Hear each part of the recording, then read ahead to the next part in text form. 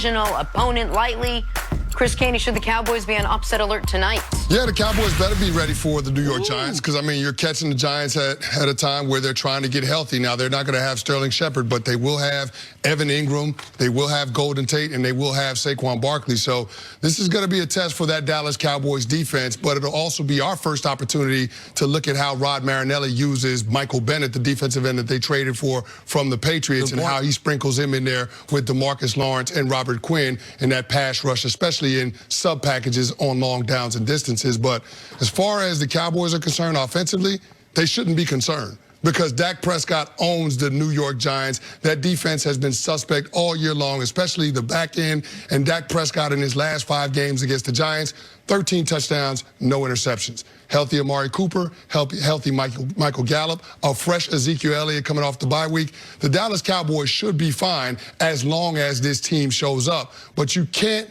discount this opponent in the New York Giants. You know, with divisional opponents, you got to throw the records out of the window. These two teams know each other, so there won't be any state secrets. It'll come down to who executes the best, and the Dallas Cowboys throughout the course of this season have shown more consistency in that regard. Typically, I would, with respect to Chris Caney, disagree with a lot of that and say, divisional opponent or not, the Giants stink. Danny Dimes going to fumble the ball at least once, probably twice in this football game. The defense is awful. The Cowboys are not going to lose this game. However, the last time the Dallas Cowboys came to MetLife, what happened? They lost to what might be the worst team in football.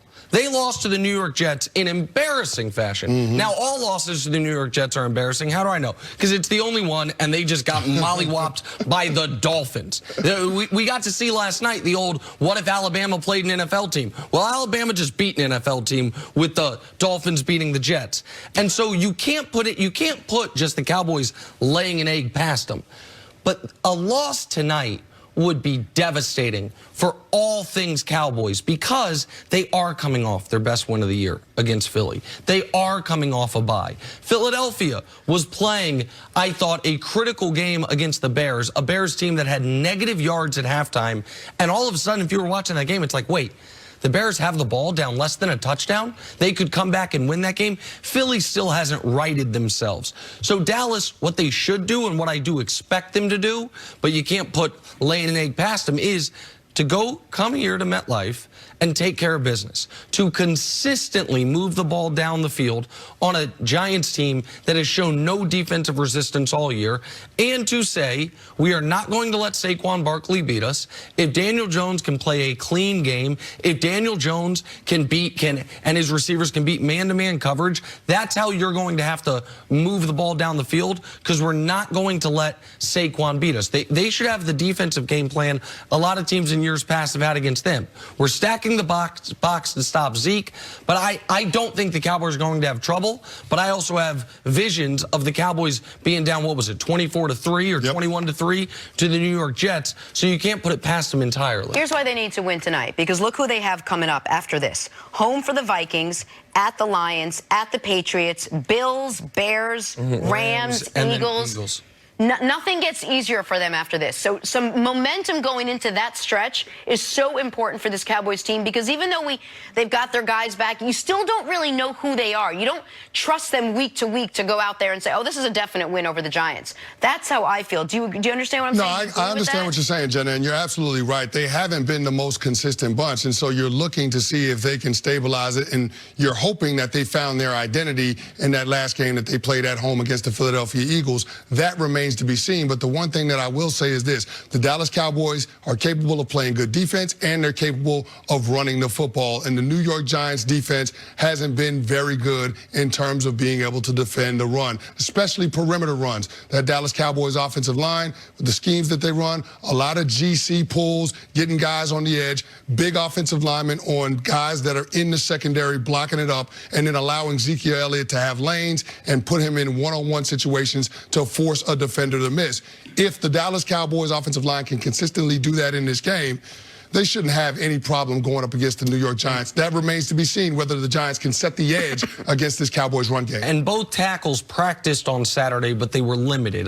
For the Cowboys, when they've been fully healthy, they have been an excellent team. So a lot of this, I think, might be determined by when we see who the 7 game day inactives are, what your expectations for this game should be. But the Cowboys, for all intents and purposes, should come to MetLife tonight, and they should dominate this football game. They should stay in first place in the division, and they should come off the bye feeling good about going on a run in the second half of this year like they did the second half of last year. If they don't, then no matter what the Eagles do the rest of the year, you have to start to really reevaluate, wait, are the Cowboys even any good? All right, we talked about it. Well, I mean, give me a break. No, it's not good for them. They don't have no margin of error. Like, right now, if the playoffs started today, Kenny, what's the most important thing to accomplish in the regular season? Trying to get one of those first two byes. Exactly right. And the 1 seed is great, but it's a little overrated. The most important thing is to skip the first round. To get a bye the first round. So you say it all the time, and you're absolutely right. You'd rather be 1 of 4 than 1 of 6, and you can just the Patriots have had one every year for a decade. One of the reasons they make the conference championship almost every year. Playoffs started today. The Packers don't have a bye. As great as they played, as happy as everyone is, nope. Not only do you not have a bye, you are on the road in round 2 in New Orleans, if assuming you get through round 1. So no, they have no games to give up. When we talk about the Patriots, I don't think their loss was good for them, but if they had said that, I would listen to it, because they do have a margin of error. They are still going to get a bye, probably the 1 seed, and maybe it's bring you back down to earth. The Packers can't be giving away football games, and the way they played offensively was indefensible. I mean, I can't remember a Packers team with a fully healthy Aaron Rodgers where they don't get ruined by turnovers, where they are so incompetent. I didn't recognize this team yesterday. No. And Devontae Adams coming back, you thought would be a blessing. Somehow it was a curse. So, listen, the Packers were my preseason Super Bowl pick, yours as well, out of the NFC. I'm not coming off that. But this was a terrible loss for them in what was essentially a home game. I mean, there was 30,000 people at that game. 25 had to be Packer fans. 25,000, pardon me. And so, no, I don't buy that in the NFC this year, with the Niners undefeated, with the Saints only with 1 loss, with the Vikings nipping at your heels until the loss yesterday, that somehow this loss is good for Green Bay. Well, listen, they have the adage in baseball, good pitching beats dominant hitting. Well, yesterday we saw that on display when you talk about the pass rush of the Los Angeles Chargers dominating that offensive line for the Green Bay Packers and affecting Aaron Rodgers. Joey Bosa and Melvin Ingram, 6 quarterback hits between the 2 of them, but that doesn't tell the entire story. They were much more dominant than that. Aaron Rodgers was feeling the heat all day, and Matt LaFleur in that Green Bay Packers run game couldn't provide him any balance. So you saw a one-dimensional offense with a quarterback that was rattled and didn't have the time to make the plays that we're accustomed to seeing Aaron Rodgers make. So, yeah, I guess we should be surprised that they didn't have the performances that we're used to seeing them, because they just came off of a huge road win Sunday Night Football against the Kansas City Chiefs in Arrowhead. We know that this team is capable of going on the road and winning big football games, but the fact that they went to L.A. and lost to a 3-win Charger team, it's inexcusable. And the way they lost. And the way they lost. It was non-competitive for the most part. I mean, it was a double-digit lead for that Chargers team for the majority of the game. And you kept waiting for them to get back in it. You kept waiting for Aaron Rodgers to go out there. Nope, punt, nope, punt, nope, punt. It seemed like that was happening every drive. You still trust this team as much as you did a week and a half ago? You can't trust them the exact... No. Of course you lose with any betrayal, and I consider what you did to me yesterday, Aaron Rodgers, a betrayal. You lose a little bit of trust, but I still think that the Packers, at their best, are the best team in the whole league. I do believe that, but it is concerning that we now saw at their worst. That was ugly.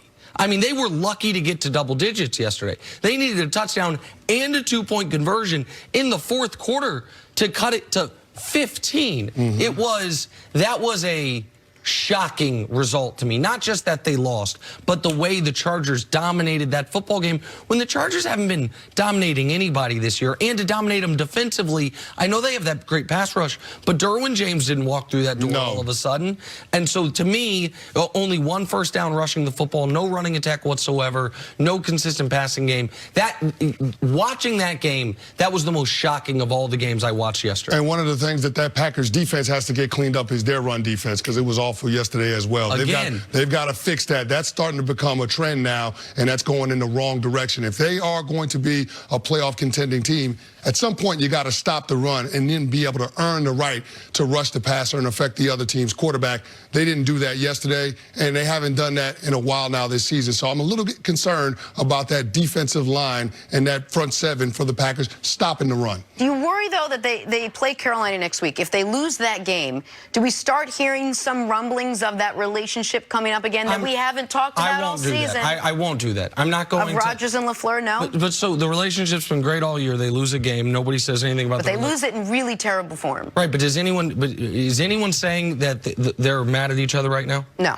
No. Right. So it's all sunshine and roses right now. Right. So what I won't do, other people can do it if they want. What I won't do is assign them not only an extra loss, but assign them after the loss drama that we've seen nothing come of it yet so far. The relationship has nothing to do with how they played yesterday, and unless I'm not going to call the fire department for something when there's not even an ounce of smoke, and there hasn't been yet, so I'm not going to go there with this team. Yeah, there's no blood for the Green Bay Packers too. Everybody else in the NFC North lost yesterday as well, so they still maintain their position. But again, like you said, Nick, they're trying to get the first round bye. They've got to get one of those top. They've got to get one of those top 2 seeds, and we know that in the NFC, wherever that NFC Championship game is going to be played, is going to make a huge difference, whether that's Lambeau Field or in New Orleans or in San Francisco. It's been a long time since the Packers had a bye. I think it was the 15-1 year that you guys beat them. We went up there was the last time they had a bye. So they have the opportunity to do something they haven't done in a very long time. Yesterday didn't ruin it for them, but yesterday was an unforced error. All right, let's take a break. Coming up, did Lamar Jackson and the Ravens prove they are the team to beat in the AFC? That's still ahead.